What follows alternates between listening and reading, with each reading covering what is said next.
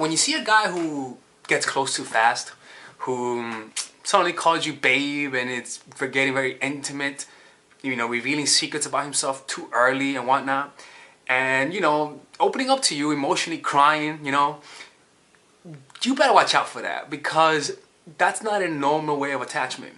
Like, you know, like if you just, for example, it's not about that he's getting close. It's that you're not matching his intensity. You see, he doesn't give you any space, because in the beginning, you have to watch out for these signs, because in the beginning you may not notice them.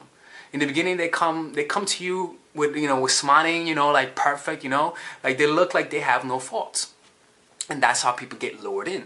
All right, and remember, like most of these traits are because of insecurity. That's the source of it, insecurity, and if you're going to be applying these techniques of seduction from this channel, you can't use it on these type of guys, because the techniques that you use includes vagueness and mystery. And guys who need attention, guys who get close very fast, they're going to interpret that vagueness and that mystery as a sign that you're not attracted, as a sign that you lose an interest. And so they may either lose interest, or they may get closer to you as a way to overcompensate. Now, all of that comes from where? A place of insecurity. And it's going to have a vibe that's very repulsive. And so those people affect you. They affect you, they affect the way you think, because if you get into that, you're going to also become needy. You're going to also become to think like them, and become dependent on relationship, because you begin to mirror each other. So stay away from people who overly get too close too fast, because most people are not like that. So once you get out of that relationship and you expect that from somebody else, and you don't expect it, you're going to be disappointed.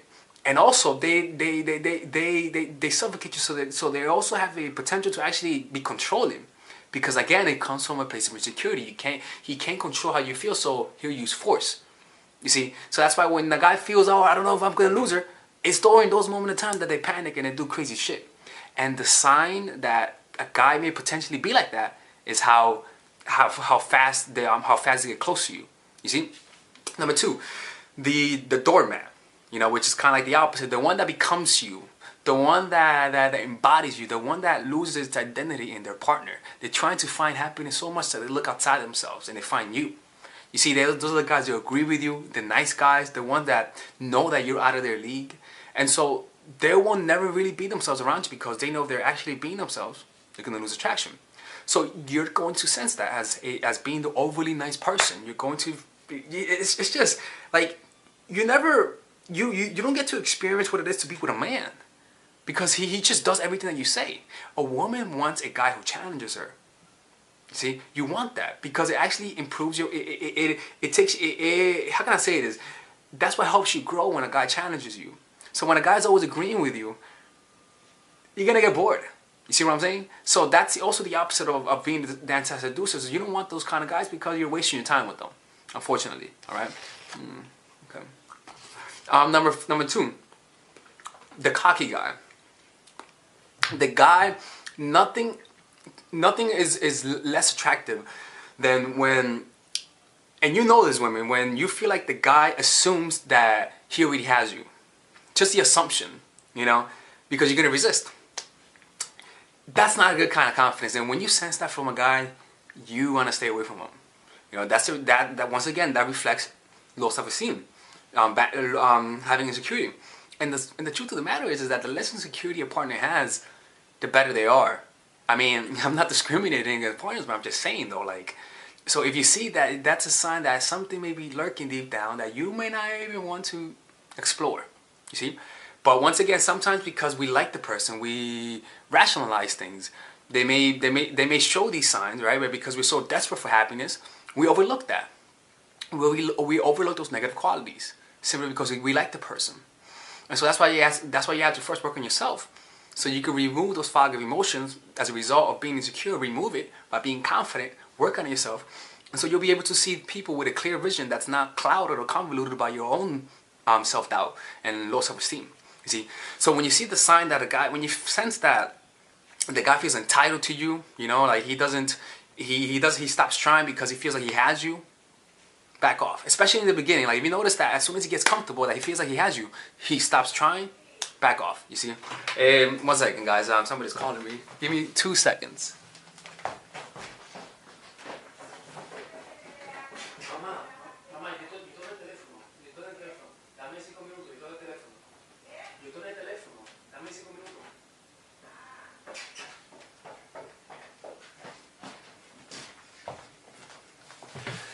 I'm watching over my nieces right now. Anyway, all right, good. So, all right, so the cocky one. All right, so another. Okay, so the moralizer. That's the other one. The moralizer, the one that has certain standards, like saying I believe that he has certain moral standards, and he, how can I say, is he kind of forces it on you. You know, like kind of like the over religious people. I'm not judging people who are religious, but I'm just saying because you're so religious, you believe that everyone should be part of your religion, and you judge anyone who doesn't have that. You see, like when you have a standard and then you judge people. I'm not saying not to have standards, but I'm saying the people who judge people based on their standards. See, you don't want that, like at all, because those they start criticizing you, lowers your self-esteem, and if you hear the criticism long enough, you start to believe it. Don't, like, once you see the sign, like, just talk to him. And if you sense a unhealthy sense of entitlement, like they say how the world is so bad, how there's not a lot of good people, and they're using that to stand out. Say, look, see, like, there's not a lot of good people like me. The stronger that pride is in being a good person, the more critical they may be, and that's all as a result of a compensation because of insecurity. All right, I think that's number 4, right? Yeah, number 4, cheapness.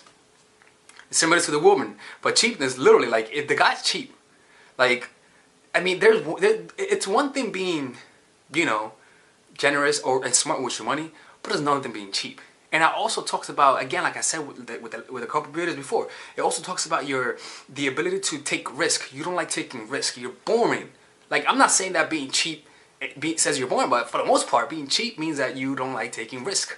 You don't like taking too much adventures. I mean, that's a trait that you don't want to have. So when you're with a guy like that, that means you're limited to the things you're going to try, because he's always thinking about the money rather than the experience. It's all based on the quantity, the qualitative, yeah, rather than the quantitative, the experience.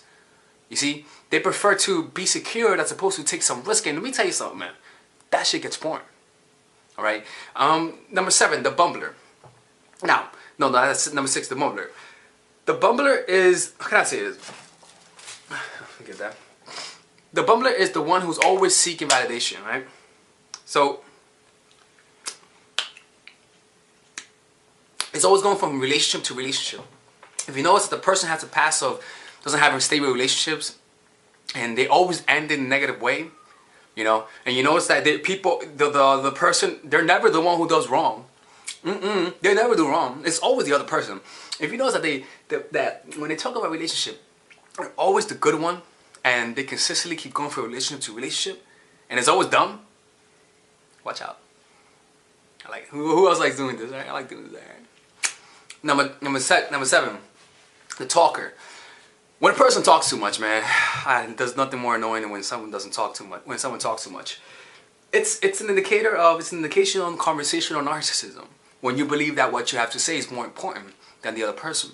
When you believe that what you have to say is the only important thing. It's called conversational narcissism. And that is an indicator of I'm important and you're not. I'm telling you, when a guy's not willing to listen, when you always have to have his opinion on everything, you better watch out for him. Because nothing sucks more than someone who's talking about something that they don't understand. You know, it means that they always believe that they're right. It means that you're always going to have a lot of argument with them. When a guy is a talker, don't have arguments. You know, when a guy, that kind of guy, you just got to let him win. That's how weak their ego is. You got to let them win. Alright? They just talk too much, even though when they know what they're saying doesn't make any sense. They just love to hear themselves speak. Now, I talk a lot. And that used to be my problem. And I still do sometimes. But I'm working on it. But it's the lack of consciousness that's a problem. It's that their inability to notice that they person wants you to just shut the fuck up and listen. So it's a lack of social acuity, social awareness. All right. Number 8, the reactor. The one who reacts to everything. The one who's overly sensitive. The one who overly gets sensitive. You talk about, oh man, you know, you're looking a little skinny, and he gets offended. The one who's always threatened by his masculinity, who's always trying to prove himself, who's always trying to make himself superior to the next person. That guy, you will always be in a competition with him. He will always want the attention. You will always be fighting attention with him. He will always try to one-up you. You see? Like, always reacting to everything that you say. Why? Because there's a lot of pain in him. You only react to things that are painful. So, for example, you can have everything that's good for, but if I rub on something that you have that on a scar, you go like that because it's painful. So people who react are people who are in pain, people with insecurity. You see, they have so many pressure points that it's not even funny. You can't talk around them or else they're gonna get offended. Like, they get triggered easily. So in a way, it's people who are too overly emotional, who react emotionally on things that they shouldn't be overreacting to. You see, like those people, like, you could tell who they are by their emotional instability. All right. Number 7, the bum. The bum is the one who doesn't pay attention and doesn't really pay attention to you and the things that you like, because they're so self-absorbed and focusing on their insecurity, right? This is the issue, is that it's not bad to focus on yourself temporarily in order to give the person coldness, but when it becomes ingrained as a part of your personality, that's the issue. And so people who are the bums are the ones that don't pay attention to you. Like, they just don't pay attention. They don't pay attention to things that you like. They don't give you thoughtful gifts. They just give you a gift and that's it. You see, those kind of people also don't pay attention to themselves, how they come across, right? They don't have that self-awareness. Now, that's very dangerous. Lack of self-awareness and lack of awareness of the other person, paying attention, like, that's narcissism at its finest. And those people, you don't want to be with them. I'm telling you. Like, it's all about them, right? And in addition to that, sometimes, all right, so that's it. And the last one is the hopeless romantic. Now, okay, I know I get a lot of flack. They're like, oh, you get a lot of messages about girls telling me, oh, you don't like relationships? What the hell's your problem? You don't like relationships? Are you hurt? I'm like, what? Jesus Christ. Like, I'm not hurt. I'm actually pretty happy, you know? But the reason why I say hopeless romantic is because it is, and I wrote it down. They're looking for an idea of fantasy, but in reality, they look for it so much that they're really unhappy with themselves. You see, a deep-rooted unhappiness. You will know them by the short-term relationships and the pain that linger on in their past. Relationships that were crazy. They love the romanticism and they try to change you to fit their ideal. It's subtle. It's subtle, but it happens. So, for example, those are the people who they're kind of like disillusioned with the reality of love that doesn't make sense. Like, they actually expect a perfect partner. Like, and so if you don't have it, you're like, you know what? Let me fix this about you. Oh, let me fix that. Let me fix that. Let me fix that. Let me fix that. Grooming you for you to become their fantasy. Yo, fuck that shit. That's your job. That's not his job.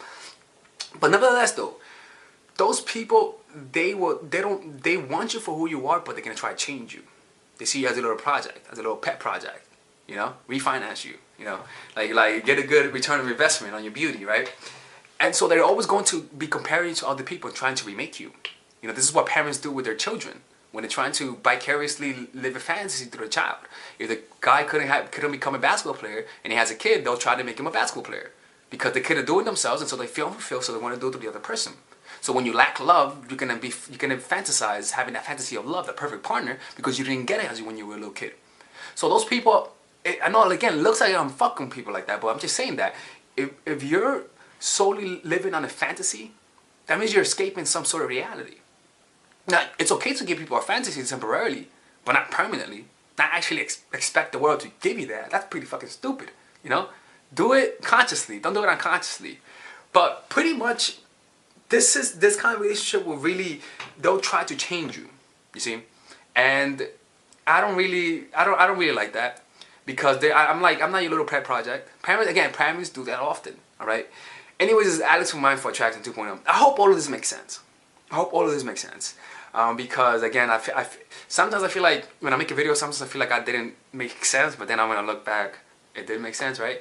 One thing is that because it's funny that because of my insecurity of sounding clear, you see, of being able to project and elevate myself in a proper way, I guess I overcompensate, and I'm proud that you guys really noticed that my way of talking to you guys is in a clear way. Like, I communicate concepts in a very easy way. Again, that comes because of my insecurity of not being able to communicate myself the right way. So it's kind of like an overcompensation. So that's a good thing, you know? But anyways, this is Alex from Mindful Attraction 2.0. This is how you make a guy. These are the guys that you should definitely watch out for and avoid. All right, ladies and gentlemen, if you guys ever want to learn how to use your feminine energy to influence people, learn how to use your masculine energy to become more assertive, and also learn how to blend both energies to improve your dating life, your spiritual life, honestly, your relationship life, your family life, your career life. This is the course for you. If I had to make a course for my nieces, I have two nieces. One is 8, 19, and one is 14, 15. 16. Holy shit. Oh my God, he's a bad fucking uncle. He's a bad uncle. Get him. Shut up, Melissa. You should get this course, right? And this is the course that I will make for them. So, for example, watch the curriculum, right? In the first week, we're going to be showing you how to establish a strong masculine foundation without letting it hurt your feminine energy. This masculine foundation is a source of who you are, right? It's your bodyguard. Without this, whatever feminine energy you create will be destroyed by the outside, because your masculine is your shield.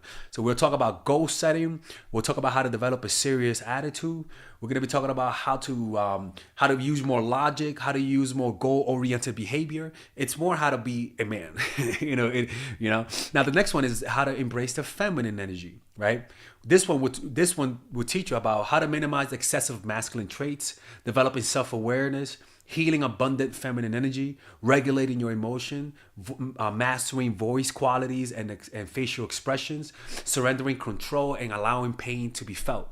This is honestly, this will supercharge, like Kaioken, your masculine energy.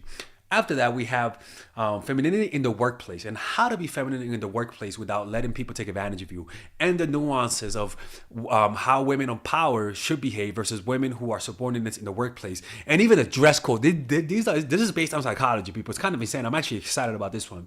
The next week, we talk about navigating the labyrinth of male and female friendship, and this a lot of women find confusing, so we talk about that. And how to identify envious friends, how to identify the good friends, how to keep male friends, and how to keep female friends. Week 5, we talk about how to release the burden of the past and stop and destroy mental projections. This is actually really powerful. And then week 6, we talk about how to increase your observational power so that you can read people better. And we have a bunch of bonuses. The course starts at $99, and you guys can pre-order the course today at $69 before it goes out. If you're watching this, most likely I'm in the meditation retreat, so most likely I will be praying for all of you guys. And just click on the description down below of the video. Right there, you'll see it, and you can pre-order that course. It's gonna be out by the end of next month or the beginning of February of March. One of the two, people, because I have a 10-day retreat to do, and I want to finish the course after the retreat, because I think the ideas are gonna be so much better. All right, man. I'll see you guys later. Pre-order, man. I'm closing the channel.